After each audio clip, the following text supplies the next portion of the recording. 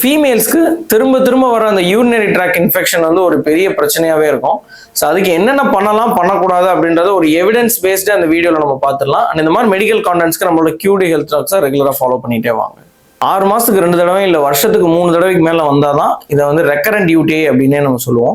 அது சிம்டம்ஸோட இருக்கணும். அடிவயிறு வலி, யூரின் போகும்போது எரிச்சல், இல்லை நீர்க்கடுப்பு, இல்லை ஒரு குளிரோட ஒரு காய்ச்சல், இதெல்லாம் இருந்தால் நம்ம உடனே டாக்டரை கன்சல்ட் பண்ணிட்டு யூரின் கல்ச்சர் அப்படின்ற டெஸ்ட் பண்ணிட்டு நம்ம அப்ராப்ரியேட் ஆன்டிபயோட்டிக்ஸ் எடுத்துக்கணும்.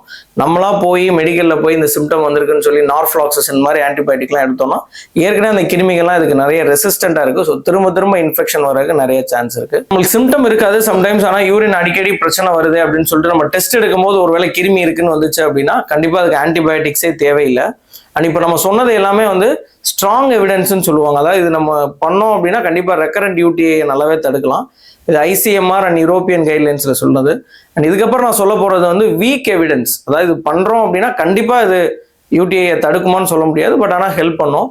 அதில் முக்கியமானது வந்து நிறைய தண்ணி குடிக்கிறது, அண்ட் யூரினை வந்து ஹோல்டு பண்ணாமல் எப்போ யூரின் வருதோ உடனே போயிடுறது, அண்ட் போஸ்ட் இன்டர்கோர்ஸ் வாய்டிங் சொல்லுவாங்க. இன்டர்கோர்ஸ் முடிஞ்சதுக்கப்புறம் யூரினேட் பண்ணுறது. ஸோ அண்ட் வாஷ் பண்ணும்போது ஃப்ரண்ட் டு பேக் வாஷ் பண்ணிக்கிறது. அண்ட் ஒருவேளை போஸ்ட் மெனோபாசலில் இருக்கீங்க அப்படின்னா இந்த வெஜைனல் ஈஸ்ட்ரோஜன் மாதிரி க்ரீம்ஸ்லாம் யூஸ் பண்ணிக்கிறது.